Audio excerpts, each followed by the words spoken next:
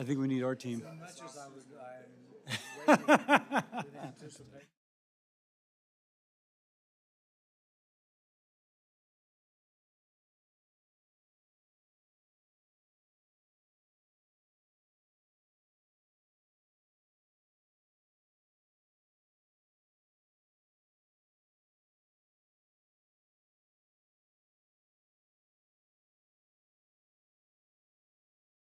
Hang on. Is this is the markup, right?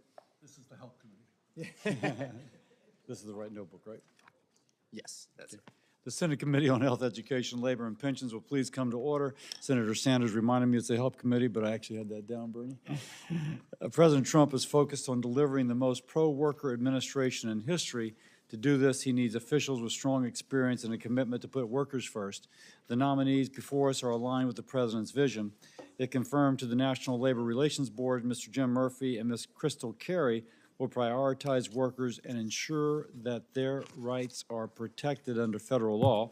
They'll restore stability for both workers and employers and work to clear the backlog of cases left by the Biden administration. As Assistant Secretary for Policy at the Department of Labor, Mr. Rosario Palmieri will work with Congress to modernize the Department of Labor, creating greater flexibility for states to administer workforce programs.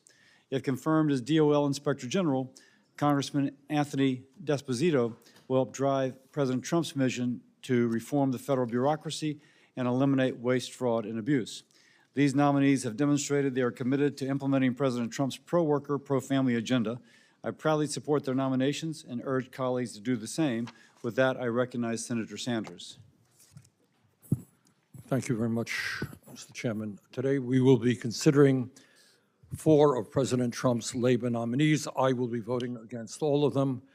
President Trump's strong anti-union, anti-worker agenda will only be made worse by these nominees if they are confirmed.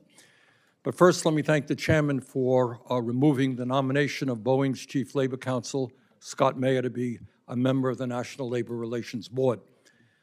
As I think many of us remember or know, for more than 2 months, 3,200 machinists in St. Louis, Missouri, have been out on strike against the unacceptable and greedy and outrageous corporate activities of Boeing. Instead of negotiating in good faith with the machinists, Boeing has taken away their health care benefits and threatened to replace them with non-union labor. These workers who manufacture some of the most sophisticated aircraft in the world, in some cases make as little as $18 an hour.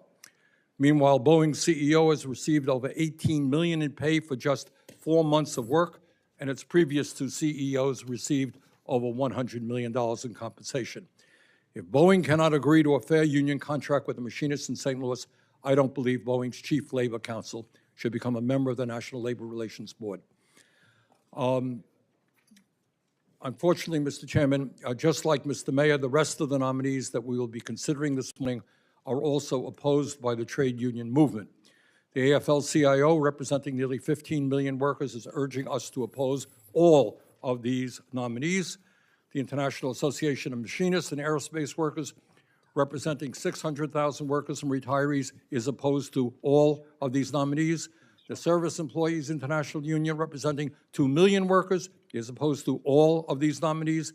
The Teamsters, we heard the president of the Teamsters just yesterday, representing 1.3 million workers, is opposed to the nomination of Crystal Carey, who was nominated to be general counsel at the NLRB. So, Mr. Chairman, with that, I will strongly oppose all the nominees.